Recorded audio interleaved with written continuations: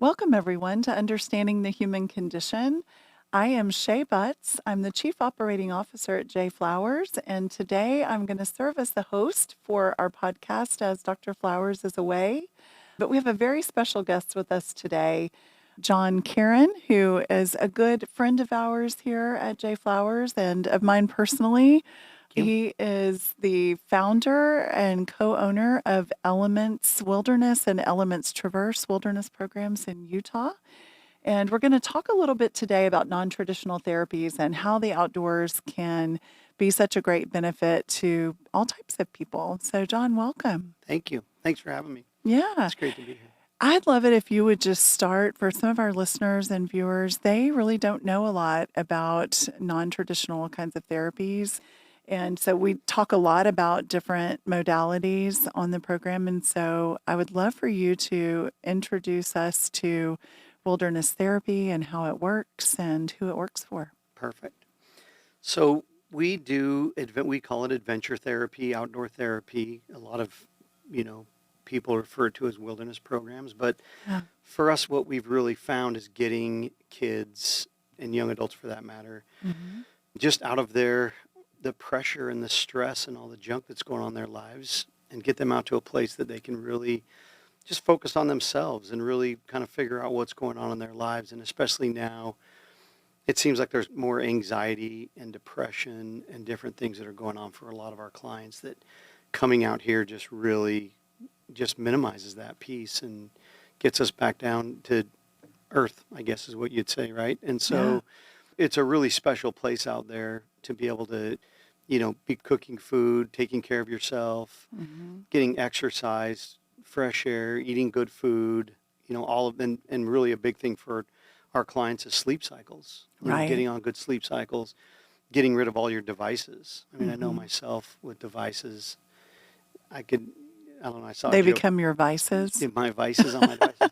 But I saw a joke that said something like, "Oh, I can't sleep," or something, so let me stare at this big lighted phone with every information in the world and see if that helps, and so it was just kind of funny. But so it's I nice. may be guilty of playing dominoes on my phone. I know that's so dorky, right? Yeah, I play, I don't know, Toon Blast or something. My kids make fun of me, but it's just kind of my brainless, mindless, I don't have to think, It's just kind of fun that way. So I think we all use them, and I think, there's good parts to that piece.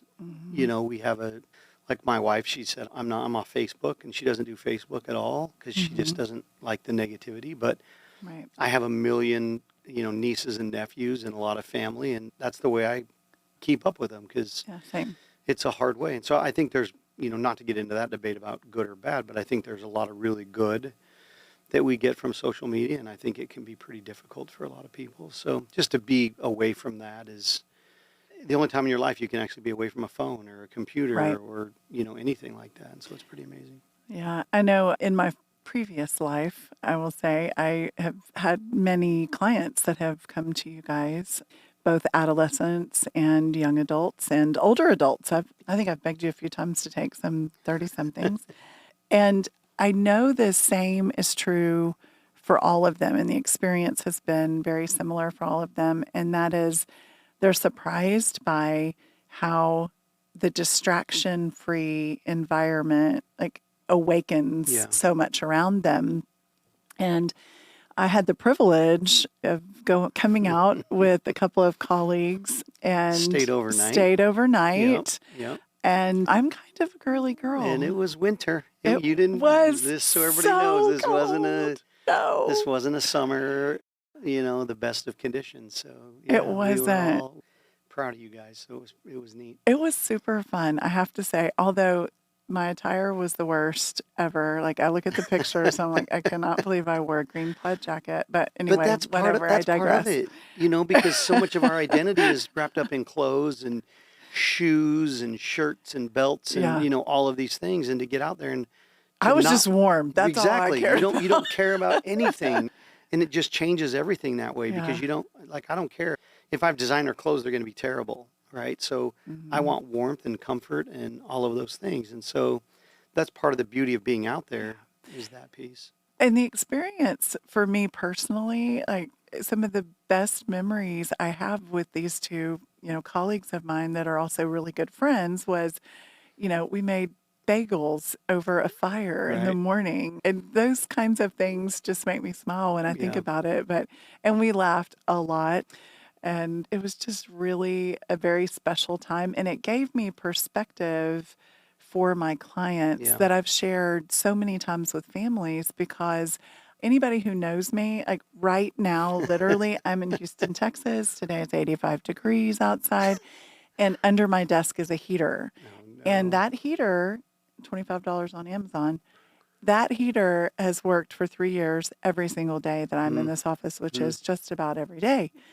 And people come in my office and they're like, it is so hot in here and I'm so happy. So the fact that I was warm and I was never cold, Yeah. out there. Yeah. And when I was learning to ask for things I wouldn't ask There for. you So I go. thought that was There a you beautiful go. lesson too. Yeah, and I think also part of that is I think the first week and a half is, I mean, anything new, any new environment's really Hmm. difficult. So I think you were doing the more difficult days. And once you acclimate, I mean, I go out there in the winter and I have my coat on and a beanie and gloves, and I go out there and the kids are walking around with their t-shirts on. I did see that Yeah. and I was like, what? Well, and I'll say to them, like, aren't you cold? And they're like, no, it's nice because the sun's out, Yeah. and we're in And the, it's like a balmy 45 or something. or colder, Oh, 30. okay. And so, they're walking around. But in the days, where we are in the San Rafael Swell, it's warmer, it's drier, there's less precipitation. And so you don't get a lot of that Right. moisture. And so when the sun comes out, it's amazing. And when it goes away, the temperatures drop, but Yeah. it's I fun. have to say the areas, because I've been both to your summer field area and to your winter field area. Is that what you call it? Winter Okay. course, summer Winter course, course. yeah. Yeah. They're just so different Yeah. and so astonishingly beautiful. I have a picture in my office actually of, I think it was like September, and Andrew Powell, Yeah. your executive director, is that Mm-hmm. his title? Mm-hmm. Is he and I had gone out to the field. You abandoned me that particular day. And we had gone out into the field, and there were all of these beautiful trees that were just super bright yellow. I don't Yeah. know, were those birch trees maybe? Yep. Yeah, Yep. Aspens and birch. they were gorgeous. And so we stopped and we were just so nerdy taking all these pictures, but it was absolutely just, it was breathtaking, the Yeah. scenery and how much that moves you as a person. I mean, Yeah. I just think just the setting in itself is healing. Amazing. Yeah. I love, that this fall was special. Probably one of the brightest, vibrant colors I've ever seen. Wow. And I don't know if we had an amazing ski season last year, so that could have tied into it. But, Hmm. I've been going out there for 26 years, and it's still, I get the same, Hmm. it's not like I ever get used to it, or I'm just like, oh, yeah, there's pretty trees. It's breathtaking every single time. And it, like you said, it's healing looking out over the vast mountains and how amazing everything is. It It's lets you awesome. know there's more than just you and your problems and your comparisons on social media Yeah. and your, teenage struggles or Yeah. young adult struggles or Yeah. whatever the case may be. There's Yeah. just, life is bigger than all of us, Yeah. Yeah. really. And our Yeah. problems seem pretty minuscule when you look at the big picture of the world. So, Yeah. Let's talk about how it functions because I do find elements to be a very sophisticated therapeutic model, but I also see the clients having a really good time and right. having a lot of fun. And how do you guys integrate those things and, just some philosophy of your program around that? Yeah, I think the biggest thing for us, and, we'll talk about the controversial stuff in a little bit, but I feel like for us, if the client doesn't buy in, there will be no change.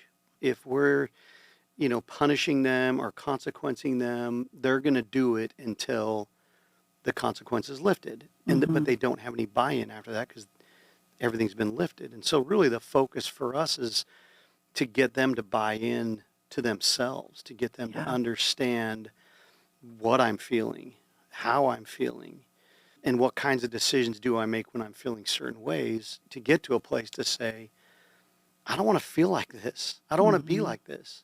Okay, great. What are you going to do about it? Because that's our biggest problem is that we can't get out of our own way. Right. We keep sabotaging or doing silly things or, whatever it is, making terrible choices. I think that's the big thing for us. And so combining the therapeutic piece, the clinical aspect of the program, that's first and foremost, but also getting them to have a good time, getting them to have, some fun out there. And like you said, the self-esteem, the self-confidence that comes from cooking a bagel over an open fire, right? Like that's amazing to be able to be like, hey, I took care of myself. I actually Right. did this. And then when your parents come out and you're cooking for them and taking care of them, which is a huge role reversal, it's amazing. And your mom can't jump in and rescue you or save you because she doesn't know what to do. And Yeah, so which is there's just great. so many cool Yeah. things. But I think for us, the clinical approach, we think of ourselves as a high intense therapeutic intervention. And Hmm. so it's a deep dive into what's going on for me and for my family and for everything in my life, and then working through that in different ways. And I would say the adventure piece, that we have an amazing adventure team that we have. And so with that piece, rock climbing, rappelling, backpacking, low ropes courses, fly fishing, mountain biking, some of those Wow. things. And to see these kids, we had a really good summer this year with fishing, Hmm. and it is catch and release. We don't take any fish with us or eat them or cook them, but to be able to just see these kids just light up when they catch fish, Yeah. or rappelling down something Right. very difficult. And it's funny because at the top everybody's vulnerable, everybody's So nervous, scary.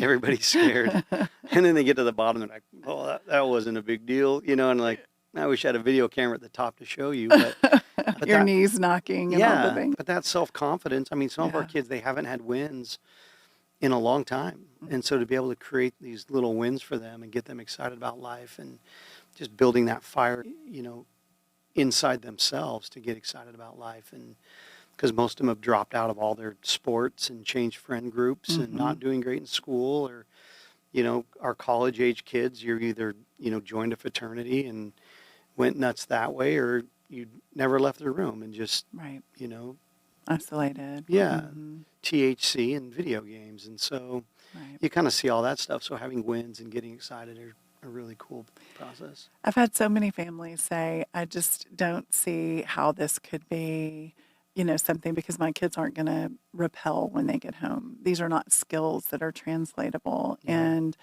my stance has always been this prepares people in such a way for the unknown. And so much of what we face as people is unknown. So Yeah. if you can navigate a situation where you're completely vulnerable and dependent, right, on Yeah. asking the people who know to help you navigate it, and then that strength building an internal scaffolding instead of mom and dad always holding you up and putting you in positions where things work, because they're Yep. making them Yep. work. I mean, there's nothing else like it, you know. I am, and I'd like for you to speak to this a little bit. I get really discouraged when I see negative. There's so much online negativity about Yeah. outdoor therapy or Yeah. adventure therapy. And I think that there probably have been programs that haven't been great. But how do you deal with that when families are asking questions about things that they see online about just, outdoor therapy in general? Yeah. There's a couple things for me. I mean, I think that there's, negative things that are going on all over the world, Yeah. whether it's church, religion. I mean, the stuff that's going on in Israel and Gaza and that kind of stuff. That's all religious based, right? And so I Mm-hmm. think that there's a lot of negativity just in general. I also think that Sure. negativity sells. Mm. If I'm going to write an article for, some big newspaper, I'm not going to write about something that was cool because nobody reads it, right? The negativity. And I'm guilty of that.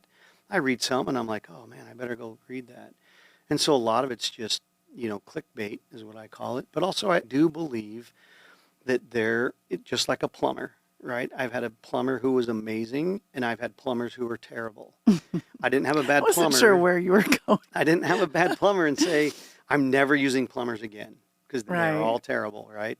I go find somebody that's better. And I do Right. believe that there are good programs and there are not so good programs. And I believe a lot of times that people have good intentions and the follow through isn't great. So I do believe these people that have been victimized in a lot of ways, and acknowledge that and know that it's been difficult for them. If you look online and read a lot of the stories, nothing's really up there.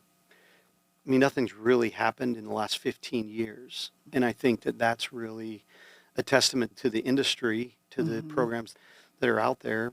But I also think, like, I mean, you can compare it to like high school sports. How many Right. kids are getting injured or hurt or die every year? And with wilderness, not that it's okay that anybody ever, dies, but it's a very, very, very slim number. I mean, like one or two in the last 5 years. And how many kids are going through treatment? And it's usually, freak incidents, something like that. But I think it's hard. And I think it's hard in my situation because I know the power of what we do. Yeah. I know the effect that it has. I hear from kids all the time that have graduated college and their parents didn't think they're going to finish high school, right? Graduated college. And I mean, we have therapists that came back that went and went to wilderness and then went on and became therapists and clinicians and came back. And so that's the hardest part for me, I think, that just tears at me, is knowing the value of what can happen with this and the change that can occur and the excitement and all of these things. And then to hear people just bash it and say negativity and, things like that. It's hard. It's hard to be a part of and, have people bash it. Yeah. Well, I will say that it's brought some of the most life-changing scenarios for some of the people that I've referred through the years that have been in all kinds of treatment. Yeah. And this was the key that really opened the rest of their life, opened that door to the rest of their life, because it did remove all the that's awesome. distractions and everything. And so I am always thrilled to be able to have families that come to you, and whether it's via flowers or whatnot. And we appreciate you trusting us, because I know it's a lot. People say all the time, well, just trust us with your clients. And it's like, you're not buying a computer I mean, these are people's lives, and this is much more significant than anything that we can do. And so for us, I think it's a big responsibility for us, but it's, when people trust us and go through the program, it's amazing. Yeah. One of the things that I so appreciate about the work that we do here is that we are constantly achieving or constantly reaching for the next level, and having the most advanced, different types of treatments, whether they're medical or psychological or whatever, for our clients. And I think the thing that I appreciate so much about Elements and your whole group, I love the fact that it's owner operated. It's also one of the things I really love here is that, everybody is still in the mix. And so this stamp that goes on that carries big names, and big reputations. And you guys all have excellent reputations in the field. But I also appreciate how you continue to strive to add things to what you offer. And so do you want to talk a little bit about your new program for neurodiverse clients? Yeah. So we're starting it actually started last Tuesday. Oh, awesome. And it is a neurodiverse program. So kids that have neurodiversity, ASD, things like that. And what we found, so it's being started by Dr. Neil Christensen and Jamie Kazmarek. So Jamie came over from another program in the springtime, right before the summer. And for us to get her was amazing for us. Right. She had a lot of opportunities, and the fact that she picked us was, for me, it was amazing. And I think combining her with Neil, the charge to them was, hey, let's make a program that really works for our neurodiverse kids. Right. Kids with, tactile, sensory, different things like that, where, removing them from the home is enough for them, right? And the outdoor piece can be a little bit too much for them. And so what we've really kind of worked through is a program. This last winter, it was a pretty good winter for us, right? It was colder in December, and Sean Spinner, his group, they're a little bit older, oppositional, a little bit more substance abusing kids. They're ripping their shirts off and beating on their chests, right? They love it. Like, they're just in it. And then you have Neil's group, and these kids are curled up in a ball, just trying to just weather it, Yeah. And so to be able to create and design a program that really speaks to these kids that really, meets them where they're at and matches their needs and do a little bit things a little bit different to really help them with that is really what we're after. So we're not big base camp fans. Right. Base camps I feel like kids coming in and out, especially if you're neurodiverse, That change you is, don't want to go in, mhm. hey, we're going out. I don't want to go out, Yeah. and so it doesn't really matter where you are. You're Right. always going to, Push pull. and so there's that piece. And so what we've created is a mobile base camp. And so that Wow. mobile base camp goes out every Monday night. So we set up mobile base camp, which is a big cooking tent. We have stoves. We have picnic tables. I mean, we're still, I guess, if Jamie's listening to this, she's going to debate my picnic table. We do have picnic tables in Traverse, and it's one of my favorite parts, right? We Right. sit down at the picnic table, and we like this, and we all just sit and chat with the Yeah. clients and stuff, and so it's great. But there's a shower tent, a cooking Mhm. tent, a bathroom tent, all of these different things to provide a little bit more amenities for them to be able to tolerate things a little bit more. And Mhm. so I think if there's too much discomfort, I think discomfort is needed. It's needed for me. I hate it, but it's needed for me to get better, to improve. I like to bike race a lot. I'm a swimmer, so I do a lot of triathlons, and almost every race, there's discomfort for me. Yeah. I'm outside of my comfort zones. And, so I think that's a big part. And so a lot of times I like to race the same races because I know what's going on. I know what to expect. I don't, there isn't anything that's going to happen. But, so too much discomfort, I think, is tougher for these clients. But I think Mm. there still needs to be some to really help them to feel good about themselves, to get excited about life and really go down that path. And so the program's called Elements Eclipse. So we'll have Elements as the adolescents, Elements Traverse as our young adults, and then you'll have Elements Eclipse for For the the neurodiverse. neurodiverse. That's awesome. Yeah, So exciting. yeah, I appreciate that striving for excellence that you guys do. And it's anybody who knows any of the members of your team, it's not a surprise, you know. yeah. Talk about how the families and parents are involved for any of your programs. That's a great question because I think really, part of what I think when people think about, wilderness is just sending your child off. And I tell parents all the time, you're not sending your child away, you're going on the journey with them. Right. And so I think when COVID hit, we thought we had a pretty robust family system. Mm. And when COVID hit, we realized it was terrible. It was one dimensional. And once we couldn't do it in person, it ended. And so we spent, the 2 years of COVID really honing in on our family systems. And we have two amazing people that are running that with Dagny and Karen. And I think for us, you're going to see with parents weekly, you're going to see letter writing. You're going to see they'll have assignments from the therapist. Mhm. They might have some books they can read. And then they're going to meet with the therapist every week. So either Mm. Thursday or Friday, they'll have an hour conference call with the therapist. And so that happens weekly. And then on Mondays, we have one of two things. So there's a spotlight seminar that happens every other week. Mhm. And then there's a parent group that happens on the opposite weeks. And so we're able to really, get the parents together, get some trainings, and our therapists speak at the spotlight seminars. Mhm. And then we have parent coaching, which we call it parent guiding. Mm.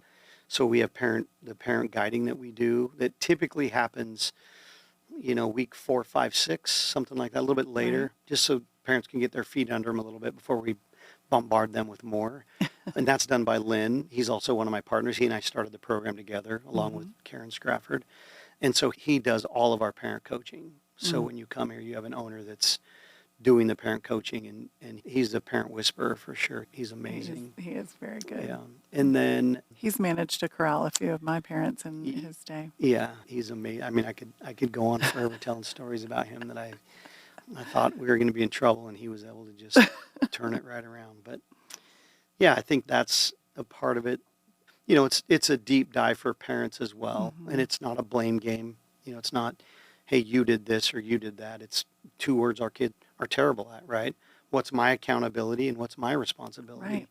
And then the communication. How do I communicate with my child, and how do they communicate with me? And Yeah. especially as these clients get older, we have a couple, 28-year-olds in the program, and it's creating a new relationship with my parents Mhm. as an adult. I Yeah. really haven't ever got out of that mold. And so, Which and is such a huge issue. huge issue.